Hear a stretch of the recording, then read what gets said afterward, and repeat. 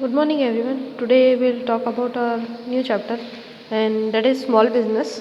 Small business means such an industries which are labor oriented and the production scale is small, in which the quantity of capital and labor and ownership is also controlled by one person, and the quantity of labor and capital is less.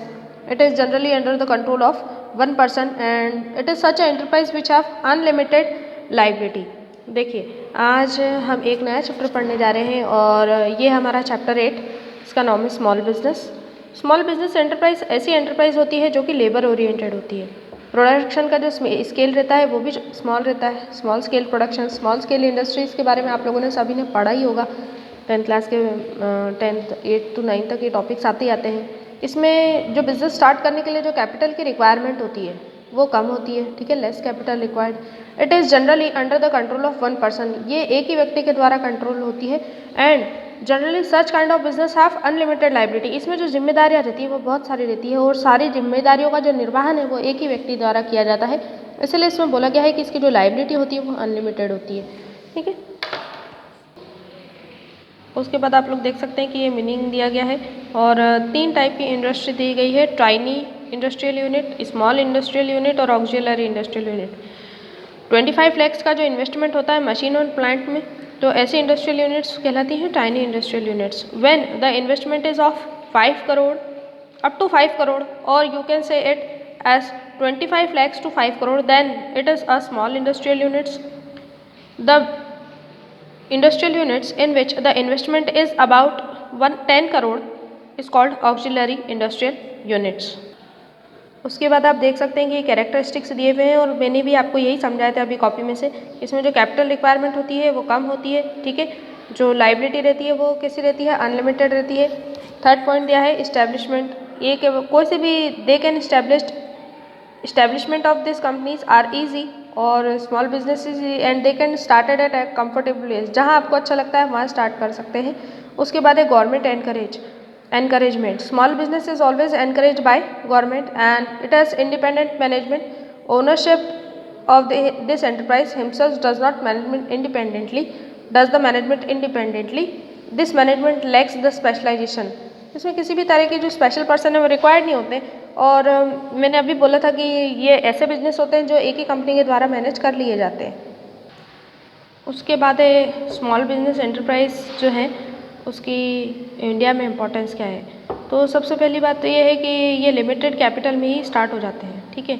तो जो young entrepreneurs होते हैं वो इसके ज़रिए employment पा लेते हैं, ठीक है। The next is limited demand, they have seasonable products and therefore they are having limited demand। the next is auxiliary in big enterprise, देखिए जो स्मॉल स्केल इंडस्ट्री होती है वो बिग एंटरप्राइज को काफ़ी सपोर्ट करती है। उसके बाद आप 5th पॉइंट कर सकते हैं फ्लेक्सिबिलिटी, जब ये डिमांड बढ़ जाती है तो these industries are so flexible that they can fulfil their demands of the society. The next point is suitable for rural economy, see about 60% population of India is residing in rural areas, so this is favorably to small industry। मतलब यहाँ पे जो ज़्यादातर जो population हमारी वो rural area में ही रहती है, तो वहाँ पे लोगों को एम्प्लॉयमेंट वगैरह मिलती है और जो थिंग्स हैं या जो गुड्स है वो भी इजीली अवेलेबल हो जाते हैं। तो इंडस्ट्री में स्मॉल बिजनेस जो है उसका काफ़ी योगदान रहा है। स्मॉल बिजनेस के बेसिस पे ही बड़े बड़े जो बिजनेस है वो रन कर रहे हैं और स्मॉल बिजनेस काफ़ी हेल्पफुल रहते हैं बिग इंडस्ट्रीज़ के लिए।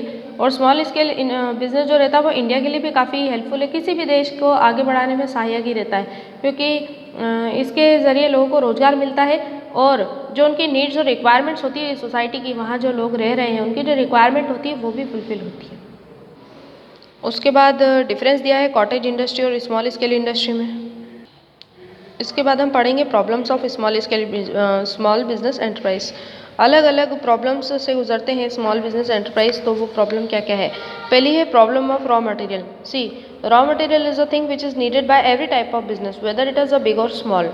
सो small business enterprise face the lack of when there is a lack of raw material in market. जब रॉ मटेरियल की कमी हो जाती है तो स्मॉल बिजनेस एंटरप्राइज को कमी होती है, तो उनको प्रॉब्लम्स को फेस करना पड़ता है कि रॉ मटेरियल नहीं है तो वो अपने गुड्स को कैसे मैन्युफैक्चर करेंगे। उसके बाद है suitable place. See small business are open by entrepreneur where they found comfortable. जहाँ उनको अच्छा लगता है वो वहाँ बिजनेस खोल लेते हैं। तो कभी कभार क्या होता है कि ऐसी जगह होती है जहाँ पे ट्रांसपोर्टेशन वगैरह में दिक्कत आती है, ठीक है, तो सूटेबल प्लेस का होना बहुत ज़रूरी होता है। उसके बाद है लैक ऑफ फाइनेंस। जनरली ऐसे बिजनेस जो रहते हैं ना, उसमें जब फाइनेंस की कमी हो जाती है, जब पैसों की कमी हो जाती है, तब भी बिजनेसमैन को बहुत प्रॉब्लम आती है। उसके बाद है marketing problems. Generally these types of business do not advertise their product, so they face marketing problem. ये जो बिजनेस होते हैं ज़्यादातर अपने प्रोडक्ट को एडवर्टाइज नहीं करते, ठीक है। अब एडवर्टाइज नहीं करेंगे तो क्या होगा, मार्केटिंग की जो प्रॉब्लम है वो फेस करते हैं ये, ठीक है। उसके बाद है इनोवेशन। इनोवेशन का मतलब होता है अपने प्रोडक्ट में नए नए अमेंडमेंट्स लाना और चेंजेस लाना। Generally the small business enterprise are handled by one person, so they do not find any innovative or innovation in their products, or they do not like any innovation in their products, they like their traditional products only। जो innovation की जो बात हम करते हैं कि हमें हमेशा प्रोडक्ट्स में नए नए चेंजेस चाहिए रहते हैं, तो ऐसे इनोवेशंस देखने को हमें स्मॉल बिजनेस में नहीं मिलते। वो पुरानी जो उनकी टेक्निक्स है, जो प्रोसीजर है, जो उनके पुराने पद्धति से जो प्रोडक्ट बनाते हैं वो उसी पे ज़्यादा चलते हैं और उसी को लाइक करते हैं। तो स्मॉल बिजनेस में किसी भी तरह का इनोवेशन जो है वो नहीं देखा जाता। उसके बाद देखिए आपके बुक में टॉपिक है 8.8 types of industry established in rural, backward and hilly area. ये काफ़ी इजी है। एग्रीकल्चर इंडस्ट्री के बारे में आपने पहले भी पढ़ रखा है, कॉटेज, खादी इंडस्ट्री, ये सब आप लोगों ने पहले भी पढ़ रखा है। तो आप लोग इसको रीड आउट करेंगे तो आपको बहुत जल्दी समझ आ जाएगा। उसके बाद है सोर्सेज ऑफ फाइनेंस। फाइनेंस कैसे अरेंज करती है स्मॉल स्केल इंडस्ट्री, तो उसके लिए अलग अलग बैंक के नाम दिए गए हैं जो कि आप इजीली पढ़ सकते हैं। और अगर आपको कोई दिक्कत आती है तो आप मुझे बिल्कुल व्हाट्सएप पे मैसेज करके पूछ सकते हैं। और इसके बाद हम पढ़ेंगे लास्ट टॉपिक्स। लास्ट टॉपिक में है government assistance and special schemes to rural to industry in rural, backward and hill area. अच्छा, अलग अलग गवर्नमेंट ने कैसे हेल्प करी है अलग अलग एरिया के स्मॉल बिजनेस को, इसके बारे में हम जानकारी लेंगे।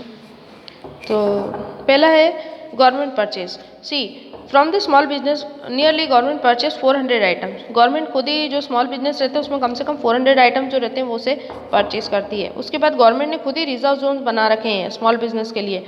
Near about 300 reserve zones are made by government for the small scale industry. There are easy loan facility for the small business. The next is SIDBI, SIDBI। इसका फुल फॉर्म होता है small industries development bank of India. देखिए ये ऐसी bank होती है जो small business को सपोर्ट करती है और बहुत सारी स्कीम्स जो है उनने लॉन्च कर रखी है स्मॉल बिजनेस के लिए। The last is DIC। इसका मतलब होता है district industrial centre. District industrial centre was started from the May 1978। District industrial centre is an institution at the district level which provide support to small and rural area. ये district level पे अलग अलग institution होते हैं जो small scale industry को support करते हैं। SIDBI एक बैंक है, SIDBI। इसका फुल फॉर्म भी मैंने बताया, small industrial development bank of India. ये जो चैप्टर है इसमें 10-11 ही टॉपिक है और ये काफ़ी छोटा और स्मॉल बिजनेस पे है या स्मॉल स्केल इंडस्ट्रीज़ जो रहती हैं उन पे है। ये चैप्टर आप पढ़ें और इसको समझने की कोशिश करें और ये आपके सिलेबस में आ रहा है हाफ ईयरली के। तो अगर आप लोग को कोई डाउट होता है तो आप मुझे व्हाट्सएप पे पूछ सकते हैं। Okay, thank you.